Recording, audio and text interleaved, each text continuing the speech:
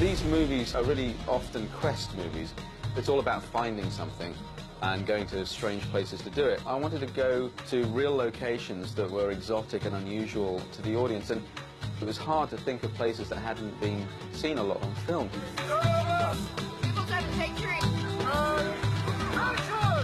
Cambodia is one of the most beautiful places in the world. Angkor is what, the largest spiritual building in the world.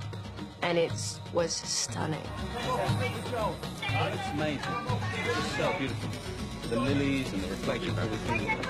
Unbelievable. Well, originally, I wrote the idea to be the Great Wall in China, but it was not possible to organise getting to China in time. The alternative was to build the Great Wall in Scotland. And the prospect of shooting in Scotland in the winter didn't appeal to me that much. And also, when I thought about it, I realised that the Great Wall would only give me sort of one big element, and I needed so much more. So I looked around the world for other great settings, and I happened to come across Cambodia. All the time you're walking, you're trying to see her. You walk amongst those temples, and the scale is so enormous, and the detail is so rich that it's beyond comprehension. You can only just marvel. No films have been shot there since the early 60s, so there's a whole generation out there that have never seen a film set in that environment. And also this great undiscovered temples there in the jungle that have been abandoned for 400 years, and so they have trees growing up through the roofs of them, and you just can't build that kind of scale and reality and have the real insects, the actors really sweating because it's so hot. It looks totally real because you're there. And action! You must get the clock back, Lana, and destroy it. Things happened that you couldn't really plan.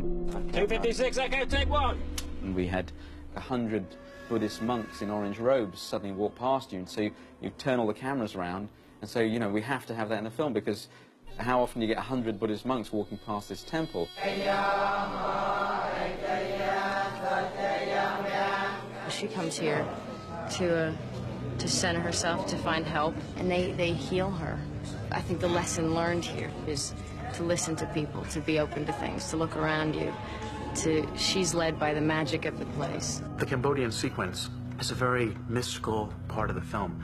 It's where a lot of things come together in terms of the story and in terms of Laura's understanding of her past and herself. You know, it's kind of, in a way, is the spiritual heart to the film, and I think it touched us all in quite a profound way. It's actually magic here. I just stepped out of the middle of chanting, and I don't think I've ever been so calm in my entire life.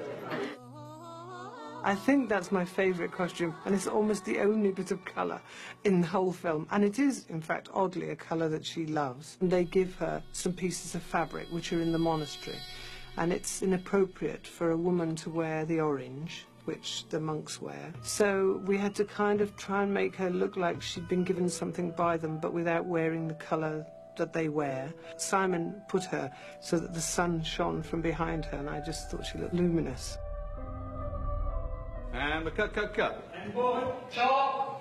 It did take a huge amount of organisation. We had to send people over here months in advance to arrange everything. We've recruited pretty much all the staff you see here because as the locations team we've been here the longest. They were all very good. Timing was perfect. Well done. Everybody has been well impressed by the locals. And same with the extras. They've been phenomenal, you know. They've never done this before. This is the first time. They've never had to pull down the East Gate at Angkor Thom. It's not a normal thing. It's not a day job for these guys. They're rice farmers.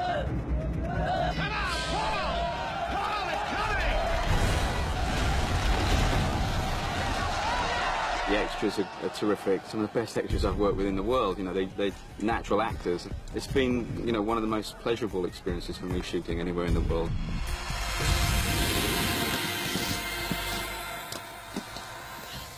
Through this film and just being in this environment, I've learned a lot about the world.